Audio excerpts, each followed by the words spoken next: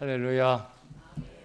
오늘 이 밤이 주님을 향해 마음껏 찬양하고 이거 제가 복과하겠습니다. 여러분들의 마음을 다해서 주님을 찬양하고 또 입을 벌려 주의 이름을 부르며 간절히 기도할 때 주님의 하늘을 활짝 여시고 여러분들의 기도에 응답해 주실 줄로 믿습니다. 불같이 바람같이 생수같이 강물같이 성령께서 강력하게 여러분들을 만지시고 치유하시고 채워주시고 축복하시는 이런 시간이 되게 하실 줄로 믿습니다. 우리의 영과 몸은 서로 이렇게 깊이 연결되어 있습니다.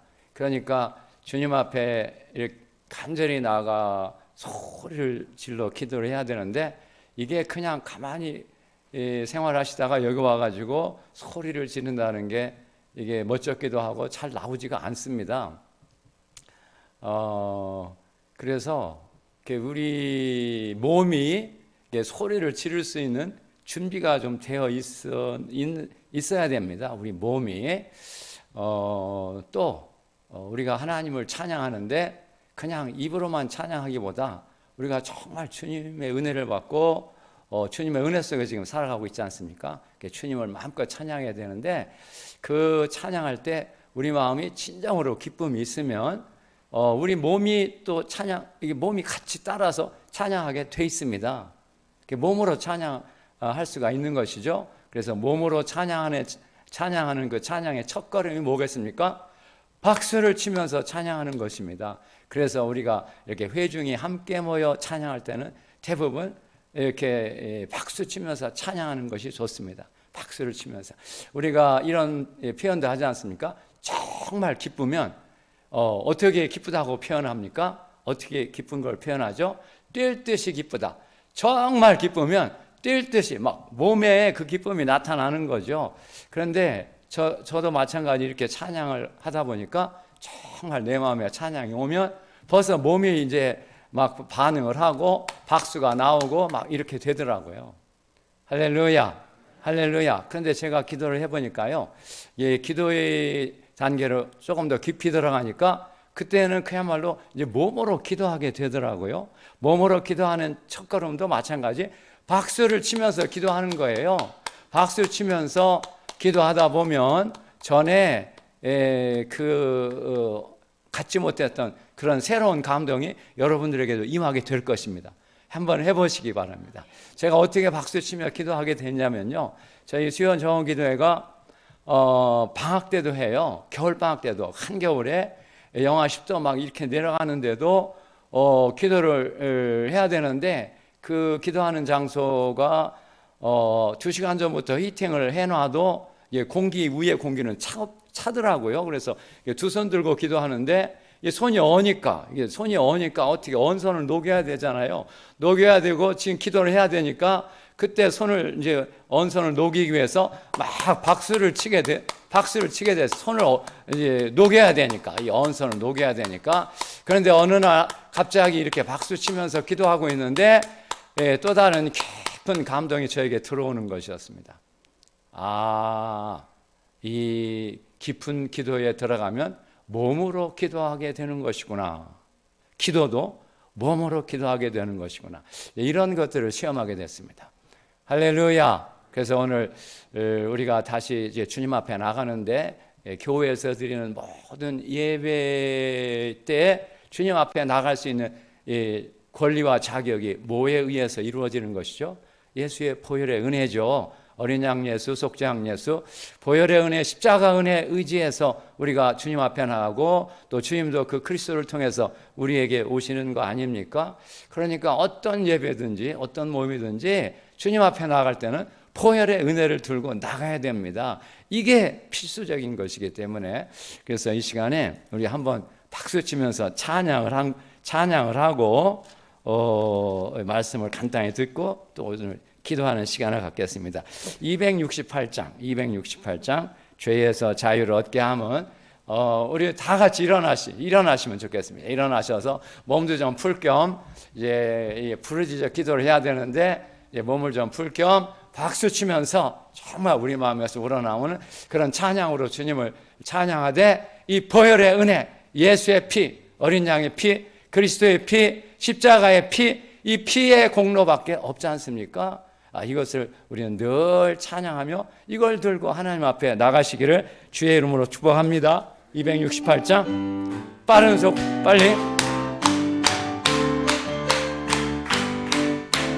죄에서 자유를 얻게 함은 보혈의 능력, 주의 보혈 승리하며 들키면이 참 놀라운 능력이로다.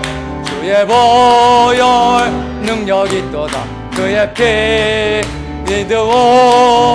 그의 보혈 그 어린 양의 매우 귀중한 피로다. 육체의 정욕을 이기림은 보혈의 능력, 주의 보혈 유명한 눈물 걷게 하니 참 놀라운 능력이로다. 주의 보혈 그 어린 양 내 피 믿으오. 주의 보혈 그 어린 양의 매우 귀중한 피로다. 눈보다 더 이게 맑히는 것 보혈의 능력, 주의 보혈 부정한 모든 것 맑히시니 참 놀라운 능력이로다. 주의 보혈 능력이 또다. 주의 피 믿어. 주의 보혈 그 어린 양의 매우 귀중한 피로 구주의 복음을 전할 제목 보혈의 능력, 주의 보혈 무난 성전이 참 놀라운 능력이로다. 주의 보혈 능력이 또다. 주의 피 믿어. 주의 보혈 그 어린 양의 매우 귀중한 피로다. 주의 복음을 전할 제목 보혈의 능력, 주의 보혈 월마다 나에게 찬송 주니 참 놀라운 능력이로다. 주의 보혈 능력이 또다. 주의 피 기도. 주의 보혈 그 어린 양의 매우 귀중한 피. 속도를 좀 줄여서 주의 보혈 능력이 또다. 주의 피 믿어. 주의 보혈 그 어린 양의 매우 귀중한 피로다. 하나님께 감사와 영광의 박수. 감사와 영광의 박수. 감사와 영광의 박수. 네, 앉아주시기 바랍니다. 앉아주시기 바랍니다. 그래서 여러분들이 모일 때마다 이런 보혈의 은혜가 넘치고 또 주님을 향한 찬양으로 주님 앞에 나갈 때 이 찬송의 제사를 하나님 기쁘게 받으시는 줄로 믿습니다. 그러면 벌써 은혜가 배가가 되게 돼 있습니다. 할렐루야. 오늘 또 그런 은혜가 임하시기를 주의 이름으로 축복합니다. 우리 한번 기도하겠습니다. 하나님 아버지, 주님 택하여 부르시고 구원하신 주님의 아들들과 딸들, 이렇게 한 번밖에 없는 인생인데 우리의 인생길에서 우리의 창조주, 우리의 구속자, 우리의 주권자이신 우리 주 예수 그리스도 삼위일체 하나님을 만나는 이 엄청난 이 놀라운 은혜를 귀한 자녀들에게 부어주시니 감사드립니다. 하나님 아버지, 이 은혜가 날마다 더 넘쳐서 정말 주님 앞에 눈물로 나아가며 기쁨으로 나아가며 찬송으로 나아가며 하나님 아버지, 이렇게 주님 안에 구원받은 인생이 얼마나 큰 축복이고 얼마나 큰 은혜고 얼마나 큰 능력이고 얼마나 큰 영광의 삶인가를 점점 더 깊이 깨닫게 주님 축복해 주시옵소서. 우리 주님 예수 그리스도도 참으로 기도로 그의 공생애를 감당하셨고 기도로 이제 마지막 겟세마네에서 그렇게 땀이 땅에 떨어지는 빗방울 같은 그런 간절하게 심한 통곡과 눈물로 주님 앞에 기도하시면서 이 죄인들, 이 멸망할 수밖에 없는 이 죄인들의 구원을 위해 눈물로 간절히 기도하셨던 주님, 또 기도로 마치신 그 주님의 본받아서 하나님 아버지 주님의 귀한 아들들과 딸들도 이 기도를 통해 주님의 보좌 앞으로 깊이 들어가게 하나님 아버지 축복해 주세요. 그래서 눈이 열리고 귀가 열리고 입이 열리게 하시고 주님을 보고 듣고 만나게 하시고 그 보좌로부터 흘러나오는 생명수의 강물이 귀한 자녀들의 심령에 이르고 배에까지 찰지어다. 그 심령에서부터 천국의 샘물, 은혜의 샘물, 평화의 샘물, 기쁨의 샘물, 소망의 샘물이 솟아날지어다. 생명수의 강물이 그 배에서부터 흘러나오게 주님 축복해 주셔서 귀한 자녀들 한 분 한 분들을 통해서 많은 사람들이 이 구원의 은혜를 받고 주님의 축복에 참여하는 축복의 통로가 될지어다. 은혜의 통로가 될지어다. 복음의 통로가 되게 주님 축복해 주실 줄 믿습니다.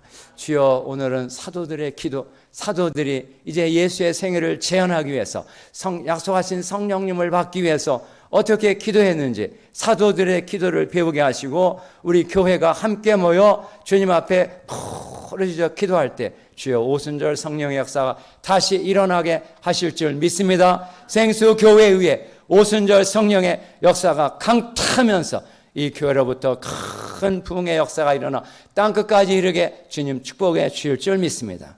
오 주여, 오늘도 하늘을 활짝 여시고 말씀해 주시옵소서. 우리가 주의 말씀을 듣고 주님 앞에 나아가겠나이다. 주여 말씀해 주시옵소서. 주님의 제 자녀들을 향해 주님이 직접 그 영혼을 감동하는 감동의 말씀으로, 생명의 말씀으로 말씀해 주시옵소서. 감사하고 예수님의 이름으로 기도하옵나이다. 아멘. 할렐루야. 우리 예수님의 기도를 따라서 여러분들도 기도하시면서 정말 이 기도는 축복입니다. 주님께 나가는 통로요, 또 주님이 우리에게 오시는 통로죠. 그래서 주님은 늘 감동으로 역사를 하시고 능력으로 역사를 하십니다.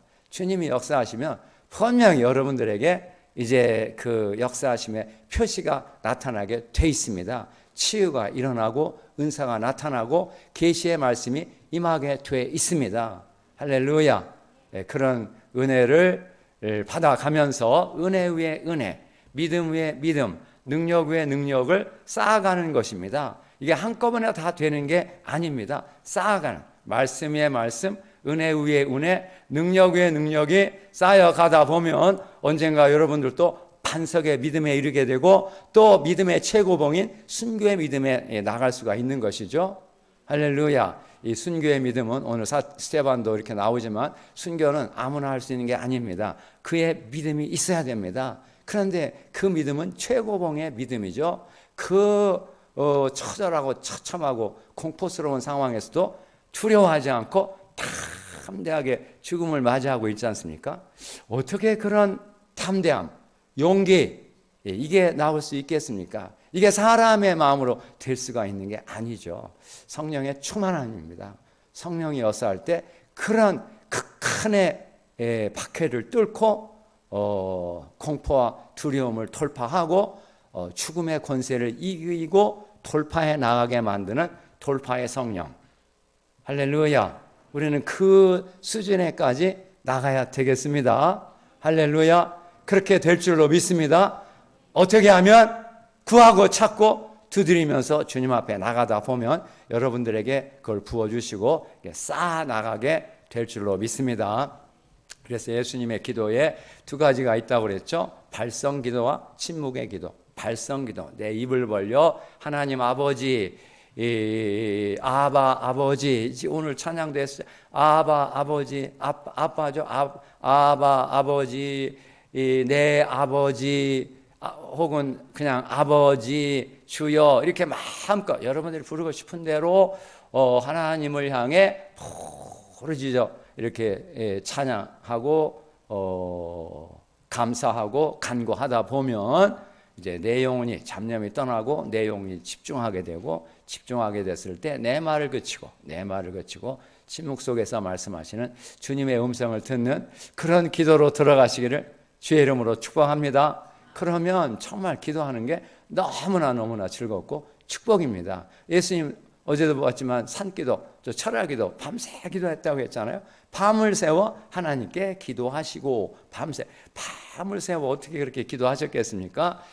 밤새워 그렇게 부르짖은 것이 아니죠. 1시간, 2시간 이렇게 부르짖다 보면 벌써 내 영혼이 집중하게 됩니다. 되게 돼 있습니다. 그럼 내 영혼이 주님을 향해 집중하게 되면 내 말을 그치고 침묵 속에서 이제 마음껏 주님과 교제하면서 주의 말씀을 들으면서 주님의 인도하심을 따라 거기로 들어갈 수가 있는 것입니다. 할렐루야. 기도하는 시간이 그런 축복의 시간이 되시기를 주의 이름으로 축복합니다. 할렐루야. 그렇게 될 줄로 믿습니다. 그러면 기도하지 말라고 해도 기도하게 돼 있습니다. 그래서 여러분들이 축복을 받고, 여러분들이 축복을 받으면 가정의 가족들, 자녀들, 특별히 우리의 자녀들이 살아가는 그 삶의 환경은 점점 더 악해지고 더러워지고 어두워지고 있는 세상입니다. 악한 영, 더러운 영, 흑암의 영이라고 하는 이 사탄의 무리들이 우리의 아이들을 너무나 괴롭히고 또 왕따시키고 그 세속의 문화에 물들게 이렇게 만들고 있는 이런 세상 속으로 지금 들어가고 있는 것이죠. 그런 가운데 어떻게 하나님 앞에 거룩한 삶을 가지고 믿음의 그 중심을 지키면서 그걸 뚫고 나가 주 앞에 쓰임받는 이런 자녀들로 우리의 자녀들을 길러낼 수 있겠습니까? 이게 우리의 그 기식이나 그 능력이나 이런 거 가지고 될 수가 있는 게 아니죠. 주님의 도우심이 와야 됩니다. 주님의 도우심이 오면 주님께서 그들을 통해서도 이제 하나님께서 경륜을 두시고 그 경륜을 이루어 가시게 될 것입니다. 이렇게 여러분들에게 이런 기도를 통한 하나님의 축복이 풍성하게 임하게 될 줄로 믿습니다. 그래서 어제도 말씀했지만 주님이 하신 그 교훈을 한마디로 말하면 이렇게 성령을 구하라는 것인데, 구하는 자에게 성령을 주신다고 말씀하셨는데, 그 성령의 가치를 알아야 정말 그걸 구하게 돼 있습니다. 인간은 그가 가진 가치관에 따라 그 삶의 내용이 결정되게 돼 있습니다. 그 가치관을 따라 그걸 추구하게 되기 때문입니다. 그래서 구하고 찾고 두드리라고 했는데 뭘 구하고 찾고 두드려야 되겠습니까? 주님 자신이죠. 주님 자신. 십자가에 못 박힌 그리스도 앞에 나가 부르짖어 기도하는 가운데 이제 부활의 주 예수 그리스도를 만나게 됩니다. 그 부활의 주 예수 그리스도를 통해서 우리는 삼위일체 하나님을 만나게 됩니다. 삼위일체 하나님이라고 여러분들 많이 들어서 알고 계시죠? 그렇지만 그 하나님의 본체, 하나님의 영광, 하나님의 생명, 하나님의 권능, 여기에는 아직 많이 미치지 못한 상태에 있습니다. 그냥 지식으로 알지 그분의 본체를 우리가 너무나 모르는 거예요. 이걸 받으면 인간이 근본적으로 변화되게 돼 있습니다. 이 삼위일체 하나님의 그 복음은 그야말로 비밀입니다. 비밀. 이 비밀은 주님의 계시의 은혜가 와야 이제 깨달아 나가게 되는 것이고, 그렇게 될 때 여러분들에게도 깊은 확신이 오고, 확신이 오니까 그 다음에 뭐가 오겠습니까? 자신감이 오는 거예요. 자신감, 담대함, 당당함. 자신감, 담대함, 당당함. 예수 믿어야 구원받는다. 예수 믿어야 천국 간다. 예수를 믿으면 치유받고 은혜 받고 능력을 받는다고 하는 이거에 대한 확신이 오니까 자신감이 오고, 담대하게 당당하게 상대방의 나를 이렇게 거부하고 싫어하고 할지라도 저들을 불쌍히 여기고 나아가 담대하게 복음을 전하게 되는 것이죠. 코로나 이후로 이 세속의 정부, 정권 그리고 언론이 너무나 교회를 이렇게 매도하고 교회발 코로나가 어디 있습니까?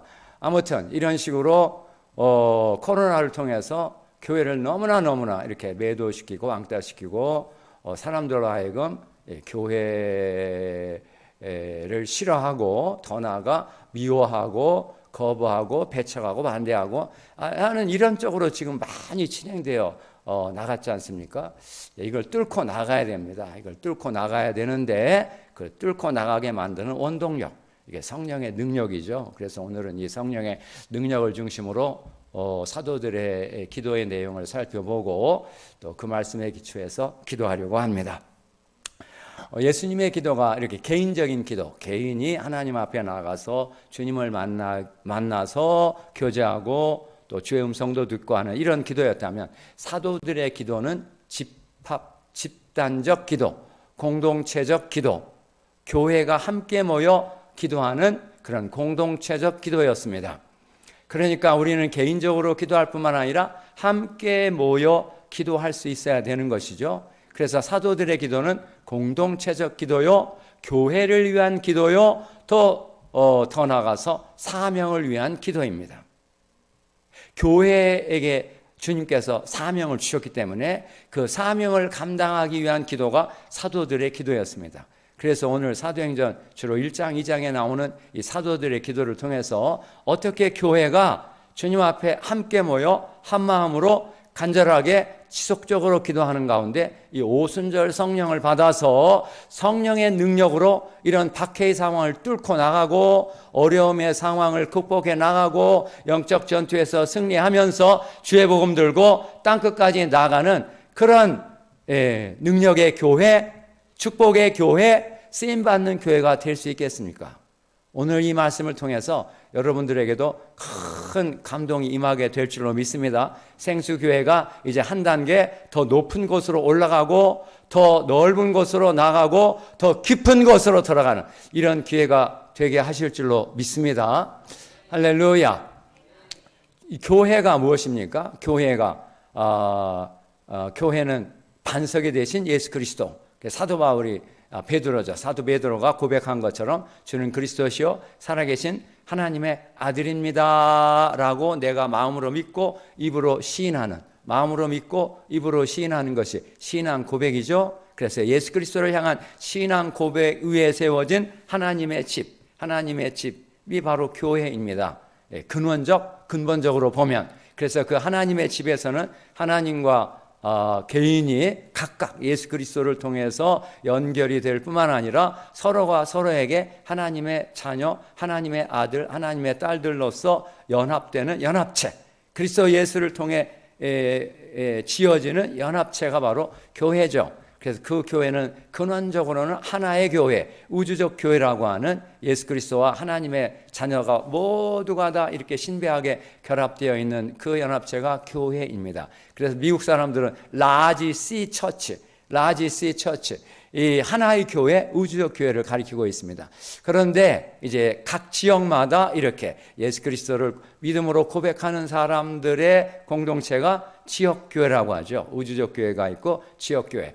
이렇게 예수님 공생의 목적은 바로 교회를 세우시는 것이었는데 이 교회에게 주님이 사명을 주셨습니다. 그 사명이 복음서 전체적으로 보면 크게 두 가지로 제시할 수 있습니다. 그 주님이 교회에게 주신 사명의 첫째는 세상의 소금과 세상의 빛이 되라는 것이죠. 세상과는 다른 가치관을 가지고 다른 인생관을 가지고 하나님의 자녀로서의 가치를 추구하는 그 추구하는 삶을 통해서 모범을 보이고 또 하나님 안에 있는 삶이 어떤 것인가 보여주라는 것이죠. 세상의 소금과 세상의 빛이 되라. 소금이 이 정의의 의미로서 악하고 더럽게 되고 어둡게 되고 인생들이 하나님을 떠나고 또 불신하고 불순종하고 하나님을 대적하는 것이 그것이 죄악이고 불의한 것이고 하나님을 대적하는 것이라는 것을 분명하게 선언해 줘야 되는 것이죠. 이게 성경의 기준이니까.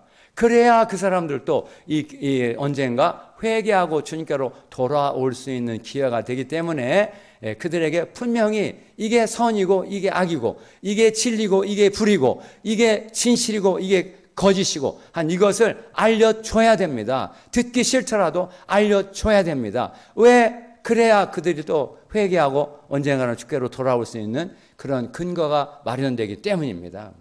할렐루야. 이런 점에서 이 복음을 전한다는 것은 세상을 심판하는 것이 됩니다. 심판하고 또 하나님을 대적하는 세력과 사람들과 더불어 전쟁을 하는 것입니다. 심판하고 전쟁하는 것. 이것이 바로 지금 부활의 주 예수 그리스도께서 행하고 계시는 일입니다.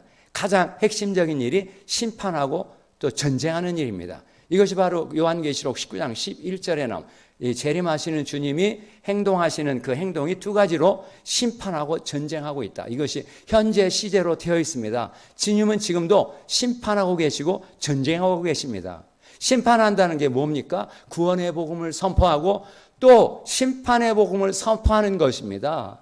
이 구원의 복음을 받지 않으면 하나님의 심판을 받게 되기 때문입니다.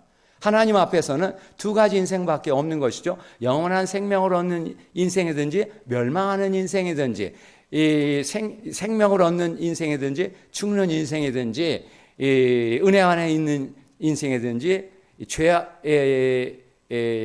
심판 아래에 있는 인생이든지 둘 중에 하나죠. 중간지대는 없습니다. 그래서 여러분들이 잘 아시는 말씀과 같이 요한복음 3장 16절 하나님이 세상을 이처럼 사랑하사 독생자를 주셨으니 이는 그를 믿는 자마다 멸망하지 않고 독생자 그리스도 예수를 믿지 않으면 멸망하는 인생이 되는 것입니다. 멸망하지 않고 영생을 얻게 하려 하심이라.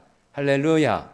할렐루야. 이 영생을 얻게 된 이 축복이야말로 너무나 소중하고 위대하고 고귀하고 아름다운 그 은혜고 축복인데 우리가 이걸 점점 더 많이 깨달아 나가시기를 주의 이름으로 축복합니다. 너무나 위대하고 원대하고 풍성한 이 은혜가 이 영생의 복음 속에 들어가 있는 것이죠. 그래서 우리가 영생의 복음을 전할 때 영생의 복음만 전하는 것이 아니라 이것을 영접하지 않으면 이제 심판의 복음, 멸망의 복음, 하나님의 판단받는 정죄받고 멸망하는 멸망의 복음도 분명히 선언해야 되는 것입니다. 주님이 그렇게 하셨기 때문입니다. 그래서 주님은 지금도 심판하고 전쟁하고 계십니다. 그래서 우리를 이러한 영적 전쟁에 참여하는 영적 군사로 우리를 부르신 것이죠. 할렐루야. 영적 전사들이 여러분들이 더 서야 되겠습니다. 전사로서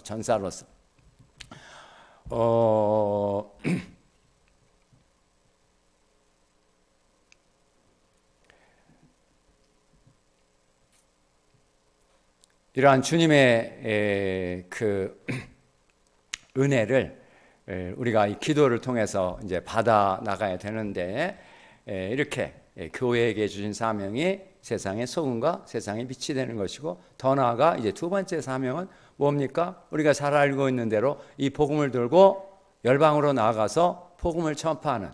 그래서 마가복음 16장 15절에 사도들에게 주신 마지막 명령, 사명의 명령이죠. 너희는 온 천하에 다니며 만민에게 복음을 전파하라. 온 천하에 다니며 만민에게 복음을 전파하라. 마태복음 28장에 따른다면 너희는 가서 모든 족속으로 제자를 삼고 침례를 주고 내가 너에게 분부한 모든 것을 가르쳐 지키게 하라 이렇게 했죠. 또 누가복음에 따르면 너희는 이 모든 일의 증인이라. 사도행전 1장에 따르면 너희는 땅끝까지 이르러 내 증인이 될지니라. 이게 이제 교회에게 주시는 사명이죠.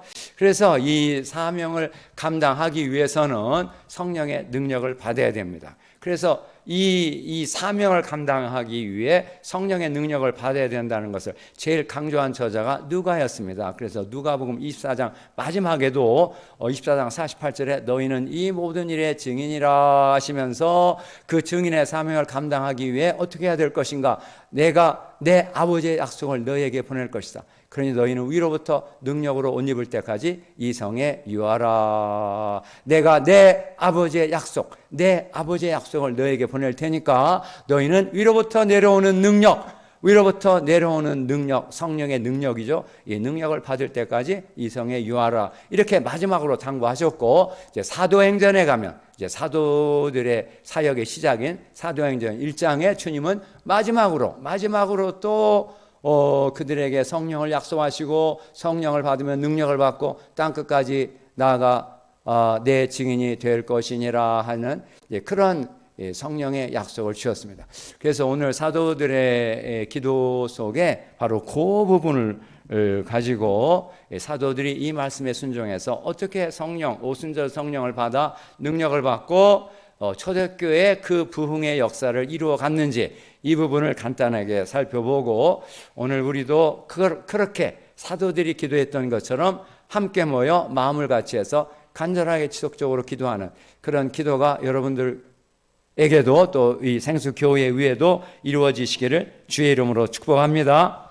할렐루야, 할렐루야. 그래서 여기 첫 페이지에 보시면 주님이 약속하신 성령을 받기 위한 기도, 약속의 성령, 약속하신 성령 혹은 성령의 약속 이렇게 표현이 약속의 성령이다 혹은 성령의 약속이다 이렇게 두 가지로 표현되었는데 어느 것이든 성령은 하나님께서 약속하신 성령인데 그 약속하신 성령의 중에 그 약속을 강조할 때는 성령의 약속을 우리로 받게 하려 하심이라. 갈라디아 3장 14절에 성령 아브라함을 그리스도 예수 안에서 아브라함의 축복이 이방인에게 미치게 하고 우리로 믿음으로 말미암아 성령의 약속을 받게 하려는 것이다. 이렇게 표현하기도 있고요. 또 사도행전 2장 33절에 하나님이 오른손으로 예수를 높이심에 그가 약속하신 성령, 이게 약속하신 성령이라고 번역되었는데요. 성령의 약속입니다. 성령의 약속. 성령의 약속을 받게 하려 하심이라. 성령의 약속을 받아서 너희가 보고 듣는 이것을 부어 주셨느니라. 그러니까 오늘 우리도 이 성령의 약속 혹은 약속하신 성령을 받아야 되는데 이 성령을 받기 위해서 어떻게 제자리했는가 하는 내용을 보겠습니다. 2장 49절 볼지어다 내가 누가복음 24장 49절이요. 내가 내 아버지 약속하신 것을 너에게 보내리니 너희는 위로부터 능력으로 옷 입혀줄 때까지 이 성에 유하라. 사도행전에 가시면 이제 예수님이 승천하시기 전에 다시 한번 마지막으로 사도들이 어떻게 성령을 받아서 주님이 하신 일을 계승하고 재현하는 그런 일꾼이 되게 할 것인가에 관한 내용을 마지막으로 다시 말씀하시면서 이제 승천하시는 내용이 1장 1절부터 11절까지 나옵니다. 그 중에 이게 중심적인 내용을 보면 1장 3절 그가 고난받으신 후에 또한 그들에게 확실한 많은 증거로 친히 살아계심을 나타내사 이게 나타내는 게 계시하는 것이죠. 이제 부활하신 주님은 초월의 존재, 우리 눈으로 볼 수 없고 귀로 들을 수도 없고 손으로 만질 수도 없고 초월의 존재로 변형되신 분이기 때문에 우리가 볼 수 없고 들을 수 없고 만질 수가 없는데 그래서 주님이 그 주님의 살아계신 것을 우리에게 보여주시면 보이는 것이고 말씀해 주시면 우리에게 그 말씀이 들려오게 되는 것입니다. 이런 그 계시의 체험을 나타내고 있습니다. 40일 동안 그들에게 보이시며 보여주시고 또 하나님 나라의 일을 말씀하시니라. 보여주셔서 보이고 말씀하셔서 들려오는 체험을 40일 동안 하게 하셨다고 말씀하고 있습니다. 이렇게 40일 동안이나 부활하신 주님과의 만남을 통해서 그 주님을 믿는 믿음, 내 마음에 그 예수께서 지금 살아계시다는 것을 믿는 믿음, 내 마음으로 믿고 입으로 고백하고 이게 우리의 구원에 이르게 하는 그 근원적인 믿음의 출발이죠. 로마서 10장 9절 너희가 입으로 예수를 주라 시인하고 하나님이 그를 죽은 자 가운데서 살리신 것을 내 마음에 믿으면 뭘 믿는다고요? 하나님이 예수를 죽은 자 가운데서 살리신 것을 내 마음에 믿으면 구원을 얻으리라. 할렐루야, 할렐루야. 이 믿음이 여러분들에게 이미 주어졌습니다. 은혜로 주어졌습니다. 그런데 이 믿음은 계속 자라나는 것입니다. 이 믿음이 무엇을 통해 자라나겠습니까? 어제 말씀드린 레마의 말씀, 여러분들의 영혼에 감동으로 생명으로 권능으로 다가오는 이 레마의 말씀이 들어올 때 그 말씀에 대한 믿음이 다시 주어지게 되는 것입니다. 할렐루야. 그래서 로마서 10장 17절 믿음은 들음에서 나며 들음은 그리스도의 말씀으로 말미암는도다. 그리스도의 말씀을 듣는 데서 믿음이 주어진다는 것입니다. 예수 그리스도를 믿는 믿음은 철저히 하나님의 주권적인 은혜입니다. 하나님께서 우리에게 말씀을 주셔야 우리 마음에 새겨지고 마음에 이렇게 생겨지게 되는 하나님의 은혜인 것입니다.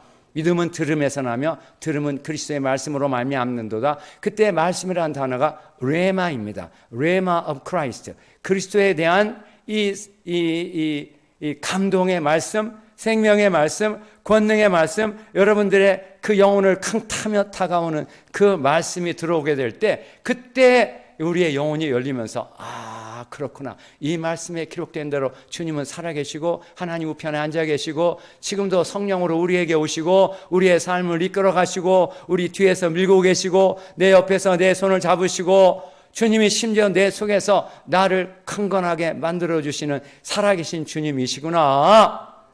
할렐루야. 이런 확신이 여러분들에게도 임하게 될 줄로 믿습니다. 이미 그런 확신을 받으신 분들도 계신 줄로 믿습니다. 이게 다가 아닙니다. 이 확신 위에 더 큰 확신으로 나가게 주님은 성령으로 계속해서 우리에게 역사해 주시는 것입니다. 할렐루야. 할렐루야. 사도와 같이 1장 4절 사도와 같이 모이사 그들에게 분부하여 이르시되 예루살렘을 떠나지 말고 내게 들은 바 아버지께서 약속하신 것을 기다려라. 아버지께서 약속하신 것, 아버지의 약속, 성령의 약속입니다. 아버지 약속을 기다려라. 근데 여기 기다리라라는 말이 그냥 아무것도 안 하고 막연히 기다리라 이런 말씀이 아닙니다. 이 말씀의 본 뜻은 그걸 갈망하며 간구하며 기다리라는 것입니다. 이 하나님이 약속하신 것을 사모하며 갈망하며 앙망하며 기다리라는 것입니다. 할렐루야. 그걸 갈망하면서 열망하면서 하나님 정말 이 성령이 내게 절대적으로 필요하고 절대적으로 중요한 것인데 하나님 내게도 부어주세요. 내게도 부어주세요. 내게도 부어주세요. 할렐루야. 이건 제 말이 아니라 사도 바울의 말씀입니다. 고린도전서 15장 8절 내게도 만삭되지 못하여 난 자 같은 내게도 보여주셨느니라. 사도 바울은 사실 유대인 바리새인 사울 기독교인 박해의 선동에 섰던 사람이었습니다. 복음에 전혀 관심도 없고 오히려 더 그 복음을 거부하고 반대하고 배척하는 그 반대의 선봉에 섰던 사람인데 그가 어느 날 갑자기 예수님을 깊이 만나게 되고 복음의 일꾼이 된 것입니다. 자기는 만삭되지 못하여 난 자 같은 존재였는데 복음과는 전혀 상관없는 존재였는데 하나님의 주권적인 은혜가 그에게 임해서 그에게 주님이 나타나시고 보이시고 말씀하시죠. 너는 왜 사울아 사울아 네가 왜 나를 박해하느냐. 아니 주님 누구십니까? 나는 네가 박해하는 나사렛 예수니라. 할렐루야. 예, 이와 같은 체험을 통해서 그가 이제 완전히 이제 변화되었는데 아무튼 이렇게 만삭되지 못하여 난 자 같은 내게도 보여주셨다. 내게도 보여주셨다. 하나님 다른 사도들에게도 보여주셨고 내게도 보여주셨으니까 주님 여러분들도 오늘날 주여 이러한 그 은혜의 축복, 성령의 축복을 오늘 내게도 부어주세요. 이게 절대적으로 필요하고 절대적으로 중요한 생명인데 하나님 아버지 주님의 주권적인 은혜로 부어주시는 게 아닙니까? 그러니 내게도 부어주세요. 내게도 부어주세요. 저도 주님이 택하여 부르신 주님의 자녀가 아닙니까? 주님 내게도 부어주세요. 이렇게 하나님 바짓가랑에 붙잡고 간절히 기도하게 될 때 여러분들에게도 부어주실 줄로 믿습니다. 5절 요한은 물로 침례를 베풀었지만 너희는 몇 날이 못되어 성령으로 침례를 받으리라. 성령으로 침례를 받으리라. 이 성령으로 침례를 받는다는 말이 이제 이 부분에만 나오는 특별한 표현인데 성령의 강림과 관련해서 사도 바울은 성령으로 인치신다. 우리가 그 말씀을 진리의 말씀 구원의 복음을 듣고 그 안에서 또한 믿으면 약속의 성령으로 인치심을 받는다. 에베소서 1장 3절 그 안에서 우리가 진리의 말씀 곧 너희 구원의 복음을 듣고 그 안에서 또한 믿어 듣고 믿어 약속의 성령으로 인치심을 받는다. 이렇게 성령의 인치심을 받는다. 이런 표현도 썼고요. 성령으로 기름을 부어 주신다. 성령으로 기름 부어 주신다. 이런 표현도 쓰고 있고 성령의 침례를 받는다. 이렇게 표현하고 있습니다. 이게 다 현상은 같은데 이게 조금 다른 의미의 말로 이렇게 표현을 한 것이죠. 성령의 침례를 받는다는 것 속에는 성령이 강림하시고 성령이 충만하게 되고 성령의 능력을 받는 이 모든 것들이 다 포함되어 있는 표현입니다. 공생의 누가복음 3장과 4장 초에 예수님 공생의 준비 단계의 과정을 보시면 성령과 관련해 세 가지 표현이 나옵니다. 하늘이 열려고 성령이 비둘기 같은 몸의 형체로 예수님에게 내려왔다. 성령이 내려왔다. 소위 성령 강림이라고 하는 성령이 내려오는 사건이 있고 또 성령의 충만함을 받아 성령의 이끌리심을 받게 되었다. 성령의 충만함을 받고 성령의 이끌리심을 받고 광야로 나가 마귀의 시험을 받고 이기시는 이런 사건이 진행되죠. 그 마귀의 시험을 이겼을 때 주님은 성령의 능력으로 갈릴리에 돌아가셔서 그의 공생애를 시작하게 됩니다. 이렇게 성령의 강림, 성령의 충만, 성령의 능력 이 모든 것이 성령의 침례라는 말 속에 들어가 있습니다. 할렐루야. 할렐루야. 여러분들도 이 성령의 침례를 받으시기를 주의 이름으로 축복합니다. 어떻게 보면 이미 받았습니다. 이것은 시작입니다. 이게 성령의 침례의 역사가 이걸로 끝나는 게 아닙니다. 더 강력한 성령으로 더 깊은 성령으로 여러분들에게도 나타나게 될 줄로 믿습니다. 그걸 사모하시기 바랍니다. 사모하며 구하는 자에게 주겠다고 말씀하셨으니까 약속하셨으니까 그 약속을 의지해서 구하시기를 주의 이름으로 축복을 합니다. 성령으로 침례를 받으리라. 오직 성령이 너에게 임하시면 너희가 권능을 받고 예루살렘과 온 유대와 사마리아와 땅끝까지 이르러 내 증인이 되리라. 여기까지는 이제 여러분들이 잘 알고 계신 말씀이고 주님이 마지막으로 사도들에게 주셨던 사명과 약속을 그들에게 말씀하시는 부분입니다. 이 말씀을 하시고 승천하셨고 제자들만 이제 땅에 남았는데 그 제자들이 사도들에게 주신 그 말씀을 이제 실천하기 위해서 첫 번째로 한 일이 사도행전 2장 14절에 나오는 사도들의 기도하는 모습, 사도들이 예수님께로 받은 사명을 감당하기 위해서 행한 그 준비의 일에 관한 내용이 여기 제시되고 있습니다. 사도행전 1장 14절 거기 같이 한번 읽어보겠습니다. 같이 읽어보겠습니다. 시작.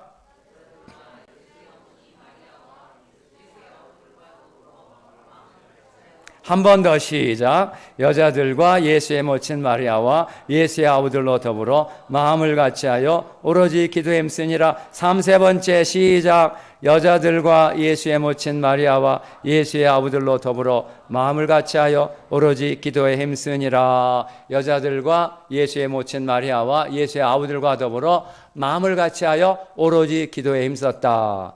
마음을 같이하여 오로지 기도에 힘썼다. 이것이 바로 사도들의 기도의 첫 번째 모습입니다. 이 기도를 통해서 이제 오순절 성령을 받게 되는데요. 그러니까 이 기도가 오순절 성령을 받는 모체가 되고 성령의 그릇을 이루게 된 것입니다. 사도들만 아니고 거기에 보니까 여자들과 예수의 어머니 마리아와 예수의 아우들과 함께 기도했는데 이 사도들의 기도에 세 가지 요소가 들어가 있습니다. 첫째는 마음을 같이해서 기도했다는 것입니다. 마음을 같이했다. 함께 모여 한 마음으로 한 뜻으로 주님이 주신 그 사명을 감당하고자 하는 한 목적을 가지고 기도한 것을 보여주고 있습니다. 할렐루야. 교회의 기도는 이게 무엇보다도 이렇게 마음을 같이 해서 뜻을 같이 하고 목적을 같이 해서 기도하는 게 필요합니다.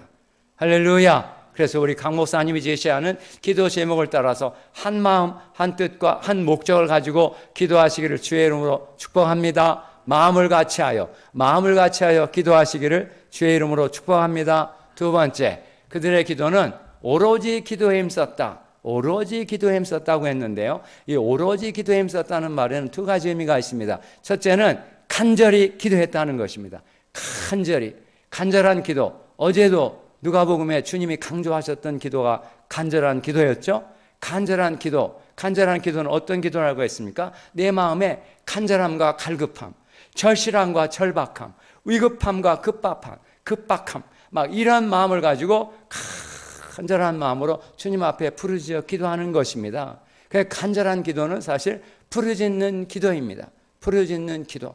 부르짖어야 됩니다. 그래서 주님이 예레미야에게도 말씀하셨지 않습니까? 너는 내게 부르짖어라. 내가 내게 응답하였고 내가 알지 못했던 크고 놀라운 일을 내게 보여줄 것이니라. 알려줄 것이니라. 너는 내게 부르짖으라고 했지 않습니까? 부르짖는다는 게 뭡니까? 입을 벌려 간절히 주님 앞에 부르짖어 기도하는 것입니다. 오늘날의 성도님들은 조용히 눈 감고 입 다물고 조용히 기도하는 거에 익숙해 있기 때문에 조용한 기도에 익숙해 있습니다. 하나님 우리 마음속 다 아시는데 왜 옆 사람 피해주게 그렇게 소리내서 기도하냐? 속으로 간절히 기도하면 되지.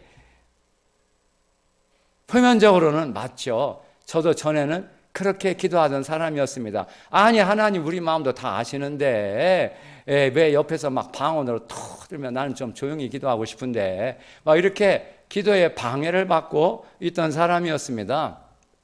그런데 그게 아니더라고요. 내 마음속에 간절함과 갈급함, 안타까움과 속상함, 답답함, 갑갑함 이런 마음이 들어오니까 주님 앞에 부르짖어 기도하게 되더라고요. 두 손이 저절로 올라가고 간절하니까 갈망하는 마음을 가지니까. 신구약 성경 전체에 하나님의 백성이 하나님 앞에 기도할 때 어떤 기도의 내용이 가장 많이 나오겠습니까? 부르짖었다는 것입니다. 어제도 사무엘이 그렇게 부르짖었고 모세도 홍해 앞에서 부르짖었지 않습니까? 시편에 수도 없이 많은 구절들 속에서 내가 여호와께 부르짖었더니 여호와께서 응답하셨더라. 내가 주님께 부르짖었더니 내 문제가 해결되었더라. 이런 말씀이 수도 없이 많이 나옵니다. 할렐루야, 할렐루야. 부르짖어 기도하시기를 주의 이름으로 축복합니다. 그러니까 하나님은 다 알고 계신데 속으로 간절히 기도하면 되지 왜 옆 사람 피해주게 소리내서 기도하냐 이렇게 말하는 분들은 사실 기도에 하나만 알고 둘은 모르시는 분들입니다. 부르짖어야 어제 말씀드린 것처럼 잡념이 떠나고 내 영혼이 주님 앞에 집중하게 됩니다. 그때 내 말을 그치고 주님이 말씀하시는 그 말씀을 들을 수 있게 되는 것이죠. 할렐루야. 그래서 여러분들도 부르짖어 기도하시기를 주의 이름으로 축복합니다. 두 번째 부르짖는 기도. 그 다음에 여기 오로지 기도에 힘썼다는 말의 두 번째 의미는 지속적으로 기도했다는 것입니다. 간절히 기도할 뿐만 아니라 지속적으로 끈질기게 끝까지 포기하지 않고. 왜요? 주님의 응답의 때는 주님의 카이로스, 주님의 계획하신 때를 따라 이루어지는 것이기 때문에 우리는 그때가 언제인지 모릅니다. 그러니까 한두 번은 얼마든지 기도할 수 있고 한 달, 두 달, 1년, 2년 얼마든지 1년, 2년까지도 기도할 수 있습니다. 그런데 이제 2년 지나 3년이 지나 그래도 이렇게 응답이 안 오는 것 같은 상황이 되면 벌써 우리 마음에 낙심하게 되고 실망하게 되고 아닌가벼, 이거 주님의 뜻이 아닌가벼 이렇게 하면서 포기하기가 쉽습니다.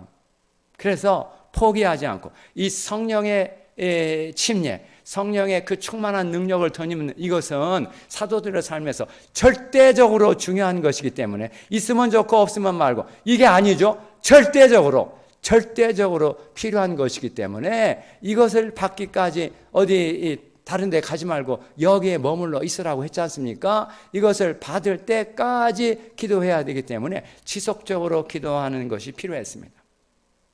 할렐루야. 마음을 같이 해서 간절하게 지속적으로 기도하는 이 기도가 바로 사도행전의 부흥을 가능하게 했던 기도의 그릇, 성령의 그릇, 부흥의 그릇이었습니다. 그런데 제 경험을 보니까 이 어제도 잠깐 말씀드렸지만 이 지속적인 기도, 끈질긴 기도, 포기하지 말고 않고 끝까지 하는 이 기도를 하기가 너무나 어렵더라고요.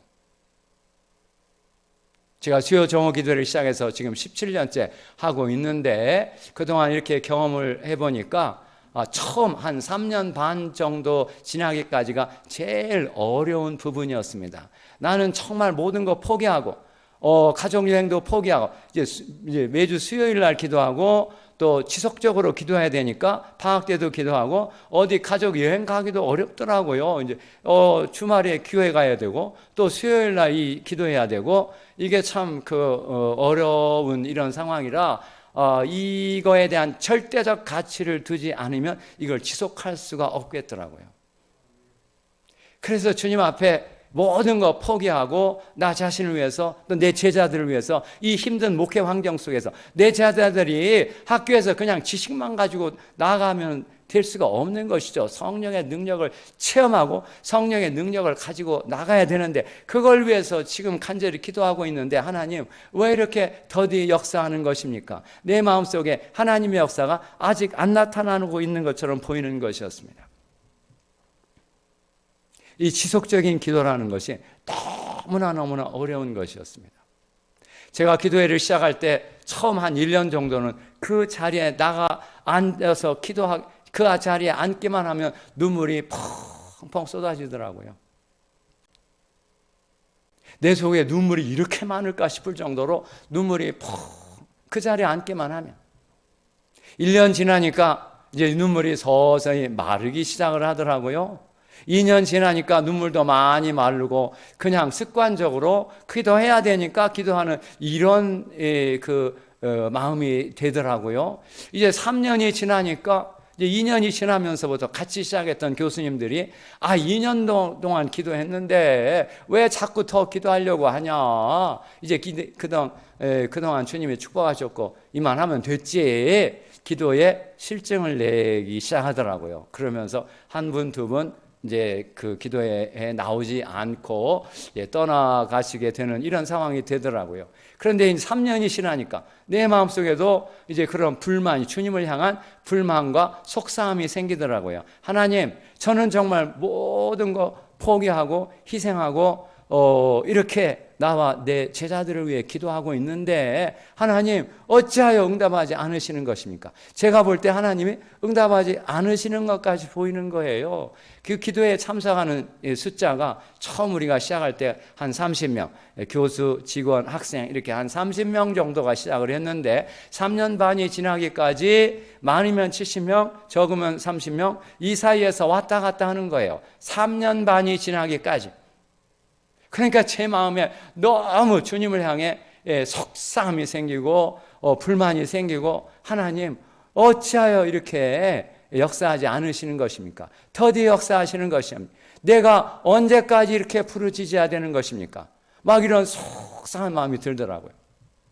그래서 그 속상한 마음을 가지고 2008년 10월 어느 밤에 대강당에 가서 기도를 하게 됐습니다. 그때만 해도 신학생들 중에 밤중에 그 강당에 와서 소리지어 기도하는 신학생들이 많이 있었습니다. 방언으로 기도하고 소리질러 기도하고 저도 속상하니까 두 손 들고 소리지어 기도를 하게 됐습니다.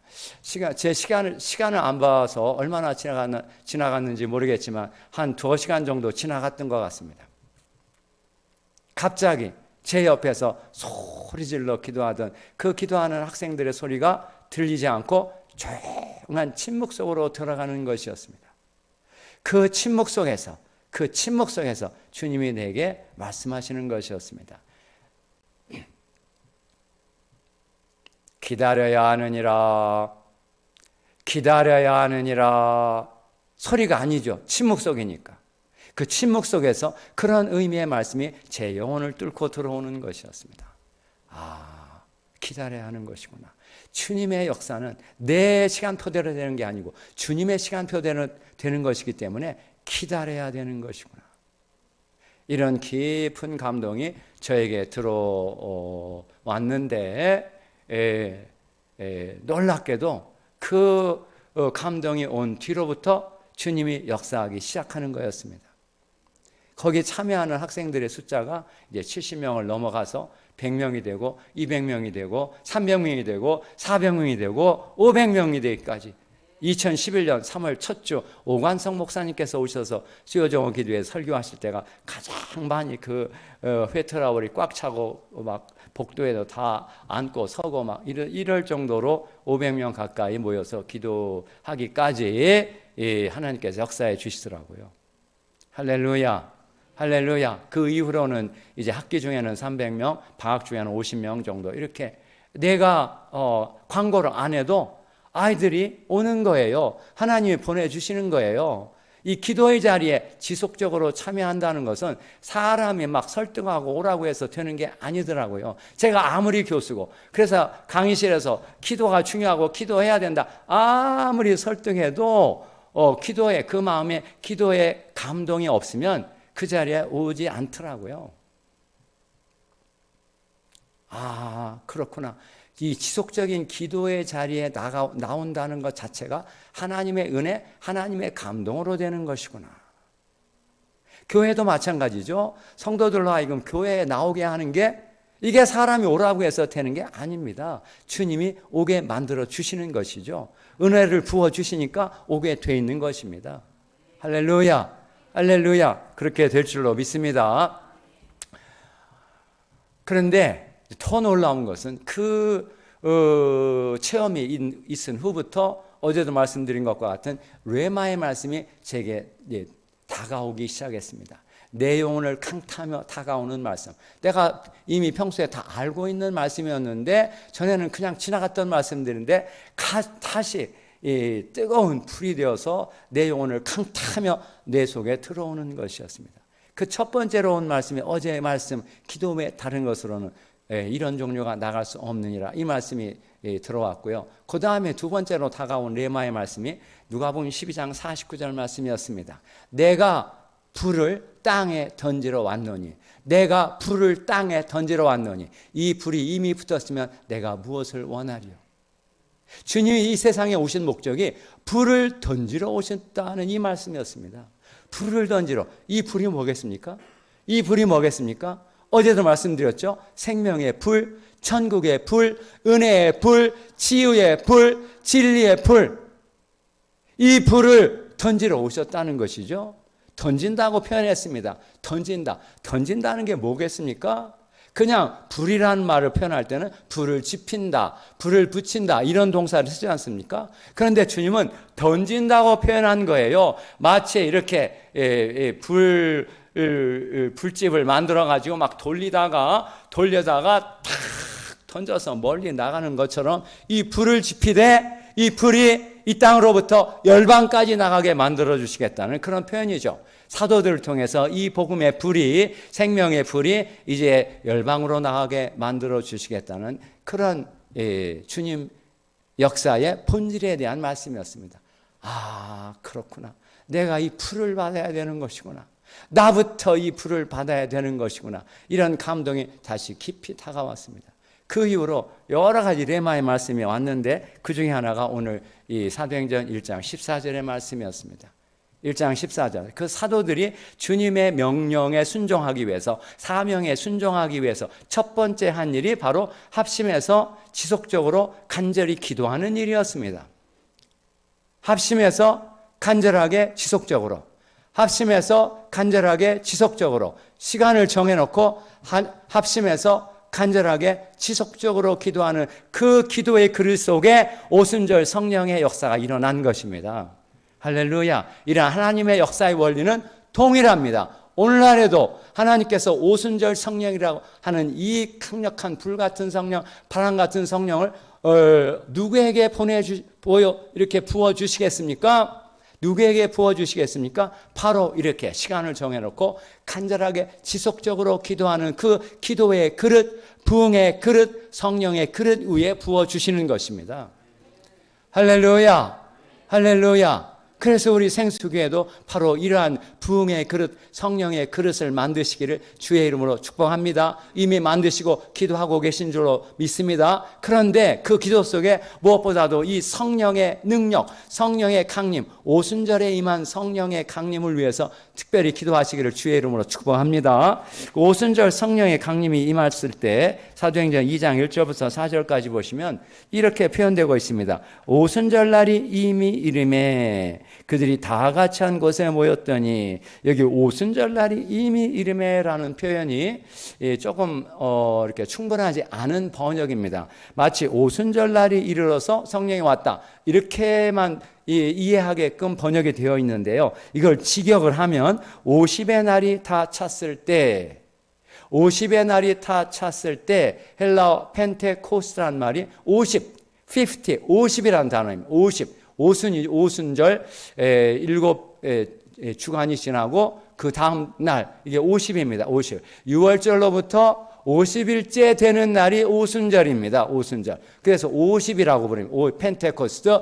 50의 날이 다 찼을 때, 50의 날이 다 찼을 때, 그러니까 사도들이 기도했을 때 하나님이 정하신 때, 그때가 오순절이었는데 하나님이 정하신 때가 찼을 때, 그때 오순절 성령이 부어지게 됐다는 것입니다. 할렐루야.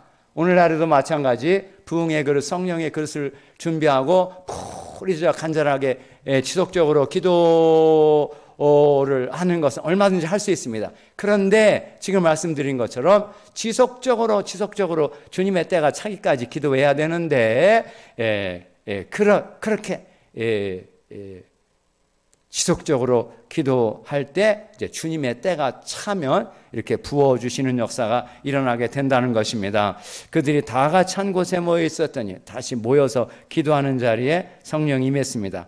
2절, 호련히 하늘로부터 급하고 강한 바람 같은 소리가 있어 그들이 앉아있는 온 집에 가득하며 급하고 강한 바람 같은 소리가 들려왔다고 했습니다. 이 소리 급하고 강한 바람 같은 소리라고 했죠. 바람 소리가 아닙니다. 비유적인 표현, 바람으로 묘사되어서 우리 영혼 속에 임하는 영적인 소리를 가리킵니다. 영의 소리입니다.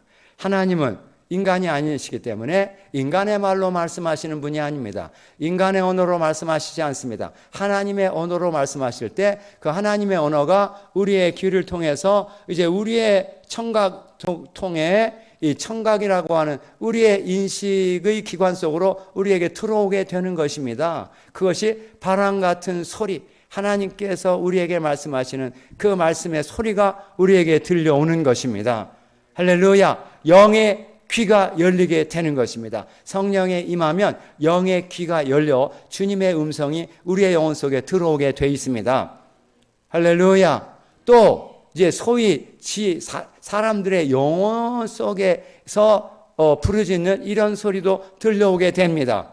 성령의 깊은 속으로 들어가게 되면. 그래서 예수 그리스도 밖에 있는 사람들의 영혼은 근본적으로 사탄에 잡혀있는 사람들이고, 사탄이 그들을 잡아서 지금 불못으로 끌려가고 있습니다. 그래서 그들의 영혼은 이것을 너무나 잘 알고 있어서 끌려가지 않으려고 지금 발버둥 치고 있고, 살려달라고 아우성을 치고 있습니다. 그들의 영혼이 소리치고 있습니다. 살려주세요, 살려주세요, 누구 좀 제발 날 살려주세요, 소리를 지르고 있는데 그 소리가 우리에게는 안 들리죠. 안 들립니다. 보이지도 않고 들리지도 않고.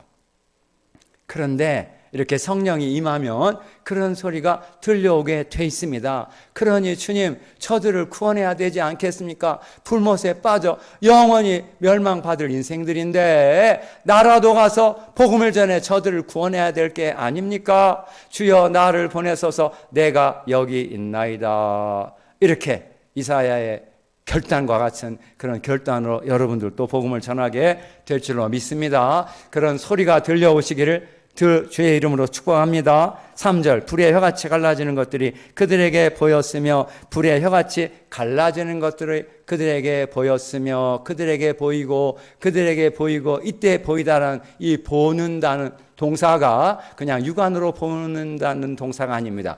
보이지 않는 존재를 체험하게 될 때 그거에 대한 시각적 체험, 인간은 듣고 보는 데서 인식을 하지 않습니까? 그래서 하나님의 세계, 하나님의 존재도 이제 보게 되는데 그때는 육안으로 보는 게 아닙니다. 영의 눈으로 보는 것입니다. 주님이 보여주셔서 보이는 것입니다. 할렐루야. 이게 바로 부활 현현의 체험인데요. 주님이 보여주셔서 보이는 것. 그래서 고린도전서 15장 5절부터 8절까지 사도 바울이 부활 현현의 경험자 명단을 이렇게 제시하면서 첫 번째 게바에게 보이셨고 500여 형제에게 일시에 보이셨고 야고보에게도 보이셨으며 맨 나중에 만삭되지 못하는 자 같은 내게도 보이셨느니라. 보이셨다 수동태를 썼습니다. 주님이 보여주셔서 내게 보인 것입니다. 내 영혼 속에 이렇게 보이신 것입니다. 할렐루야. 이런 보이는 역사가 여러분들에게도 임하게 될 줄로 믿습니다. 요한복음 16장 16절에 보시면 이런 말씀이 나옵니다. 너희가 조금 있으면 나를 보지 못하지만 또 조금 있으면 나를 보리라. 할렐루야. 이 말씀이 그 문맥에 3번이나 나옵니다. 3번이나 나옵니다. 성경에 3번씩 나오는 단어, 어구, 문장, 사건 이런 것들은 너무나 중요하기 때문에 2번도 아니고 3번씩이나 말하는 것입니다. 너희가 조금 있으면 나를 보지 못하지만 또 조금 있으면 나를 보리라. 할렐루야. 처음에 보지 못하지만 이것은 일반적으로 우리가 육안으로 보는 것입니다. 이제 예수 그리스도는 육안으로는 볼 수 없게 된다는 것입니다. 이제 그런 존재는 더 이상 존재하지 않으시기 때문입니다. 그러나 그렇다고 주님이 안 보인다고 없으신 것이 아니다. 안 계신 것이 아니다. 또 조금 있으면 너희가 나를 볼 것이니라. 할렐루야. 이때 본다는 단어가 여기 사용되는 그 동사와 같은 동사입니다. 그때 보는 것은 육안으로 보이는 것이 아니라 이제 믿음의 눈이 열리면서 내 영혼의 눈이 열리면서 영혼의 눈으로 보게 되는 것입니다. 할렐루야. 이게 바로 사도 바울의 체험에서는 다시 보다 이제 그가 예수님을 만나고 나서 다메섹에 들어갔을 때 아나니아가 왔죠. 아나니아가 와서 사도 바울에게 안수기도 했습니다. 형제 사울아, 내가 오던 길에서 내게 나타나셨던 예수께서 나를 보내어 너로 다시 보게 하시고 성령으로 충만하게 하신다. 안수기도 했더니 그의 눈에서 비늘 같은 것이 벗어져 다시 보게 된지라. 이 동사가 바로 그 영혼의 눈이 열리는 것을 가리키는 동사입니다. 할렐루야. 이 영혼의 눈이 더 밝게 여러분 열리시기를 주의 이름으로 축복합니다. 점점 더 밝아지실 줄로 믿습니다. 할렐루야. 그래서 우리의 영혼이 활짝 열려 주님을 보고 듣고 만나게 될 때, 그때는 정말 이제 복음의 깊은 확신이 오고 담대하게 당당하게 자신 있게 예수의 복음을 선포할 수 있는 이런 예수의 증인이 되게 되는 것입니다. 할렐루야. 이렇게 들려오고 영의 소리가 들려오고 영의 눈이 열리고 세 번째 2장 4절 그들이 다 성령의 충만을 받고 성령이 말하게 하심을 따라 다른 언어들로 말하기를 시작하니라. 성령이 말하게 하심을 따라 다른 언어들로 말하기를 시작하니라 했습니다. 다른 언어들 복수로 나옵니다. 성령이 말하게 하심을 따라, 그러니까 성령이 말하는 언어가 나오게 된다는 것입니다. 성령의 언어, 여기 이 성령이 말하게 한다라는 동사가 특별한 동사인데요. 여기 여러분들 그 옆에 헬라어 아포 푸덴게스타이라는 이 동사가 우리말로 표현한다면 성령의 감동을 받은 언어로 말하다. Speaking in inspired speech라고, 성령의 감동을 받은 언어로 말하다. 성령의 감동을 받아 말하게 될 때 세 가지 종류의 언어가 나옵니다. 첫째로 방언을 말하다. Speaking in tongues라고 방언을 말하는 그런 방언이 나오게 된다는 것입니다. 두 번째, Speaking in foreign languages, 외국어로 말하다. 외국어, 누가가 강조하는 언어는 이 부분입니다. 여기 그 예루살렘에 모여있던 사람들이 자기가 태어난 곳 방언, 다이얼렉트라고 하는 자기 지역의 언어로 들려오는 것입니다. 그러니까 사도들이 성령으로 말하게 되니까 그 언어 중에 그들의 지역의 언어로 말하는 외국어가 나오더라는 것입니다. 할렐루야. 여러분들에게도 성령 임하면 영어로 복음을 전하는 이런 역사가 여러분들에게도 임하게 될 수 있는 것입니다. 할렐루야. 나는 어림없어 이렇게 생각하지 마시고 나도 할 수 있어 이렇게 도전하시기를 주의 이름으로 축복합니다. 하나님께서 기뻐하시면 여러분의 자녀들에게도 영어의 능력을 주실 것입니다. 영어 배우려고 사실 뭐 이렇게 학원 많이 보내는데, 물론 학원 보내는 것도 필요한데 정말 성령의 능력을 받으면 학원 갈 필요도 없습니다. 주님이 주십니다. 언어 정복의 지름길은 무조건 외우는 것입니다. 무조건 외워. 중학교 1학년 영어 책부터 고등학교 3학년 영어까지 이제 외우면 그때 이제 영어가 완전히 열리게 됩니다. 할렐루야. 그런 언어를 받으시기를 주의 이름으로 축복합니다. 세 번째, 내 말을 하되 이제는 확신 있게 담대하게 당당하게 말하는 그런 성령의 언어가 내 속에서부터 나오게 된다는 것입니다. 할렐루야. 그러니까 이때부터 사도들은 이제 담대하게 당당하게 복음을 전하게 된 것입니다. 그들을 막 박해하며 위협하며 이제 그 예수의 이름으로 복음을 가르치지 말고 전하지 말라 막 이런 명령이 이제 나오고 있는 이런 상황인데도 불구하고 그들을 저항을 하면서 담대하게 복음을 선포하는 그 복음의 언어가 그들의 입에서부터 나오게 된 것입니다. 할렐루야. 이렇게 성령이 임하니까 보고 듣고 말하는 인격적 역사가 이렇게 이루어지게 되는 것입니다. 할렐루야. 이런 성령 강림의 역사가 어떤 자리에 임했다고요? 사도들이 함께 모여 성도들과 함께 마음을 같이하여 오로지 기도에 힘쓰는, 마음을 같이하여 간절하게 지속적으로 기도하는 가운데 이러한 성령의 역사가 이루어지게 된 것입니다. 할렐루야. 할렐루야. 생수교회에도 이런 오순절 성령 역사가 다시 일어나게 될 줄로 믿습니다. 보고 듣고 말하는 성령의 역사가 여러분들에게도 일어나서 정말 예수를 믿게 될 때 치유가 일어나고 은사가 나타나고 계시가 임하고 여러분들도 당당하게 자신 있게 예수를 믿어 구원을 받으세요. 예수를 믿으면 천국에 갑니다. 치유를 받습니다. 축복을 받습니다. 멸망하지 않습니다. 이렇게 담대하게 전도할 수 있는 그런 전도의 언어가 여러분들의 입에서 나오게 될 줄로 믿습니다. 이게 사람의 역사가 아닙니다. 성령의 역사입니다. 할렐루야. 오순절 성령의 역사가 이제 생수교회에 강력하게 나타나게 될 줄로 믿습니다. 그래서 오늘 여기 나머지 강의 안에 있는 것들은 여러분들이 다 나중에 우리 목사님을 통해서 배우시고 또 그걸 통해서 기도하시길 바라고, 오늘은 시간이 많이 봤기 때문에 이 말씀 사도들이 여자들과 이 예나치김이나 우리 하나님의 딸들이 신앙이 깊어요. 그래서 다 제자들은 도망갔는데 여성 제자들만 끝까지 예수의 죽음을 지켜봤고 예수님의 무덤을 확인했고, 그래서 안식구 첫날 그 무덤을 찾아간 분들도 여성 제자들이었습니다. 할렐루야. 21세기는 하나님의 딸들의 시대입니다. 하나님의 딸들에게 성령을 부어주셔서 하나님의 딸들을 강력하게 사용하시는 시대가 21세기입니다. 할렐루야. 하나님의 딸들이여 이제 자부심을 가지고 긍지를 가지고 오순절 성령 받기를 주의 이름으로 축복합니다. 성령의 능력을 받아 여러분들에게 주신 재능과 은혜와 능력을 따라서 이제 담대하게 복음을 전하며 땅끝까지 나아가는 그런 복음의 일꾼들이 되시기를 주의 이름으로 축복합니다. 21세기는 여종들의 시대요, 하나님의 딸들의 시대요, 여전사들의 시대입니다.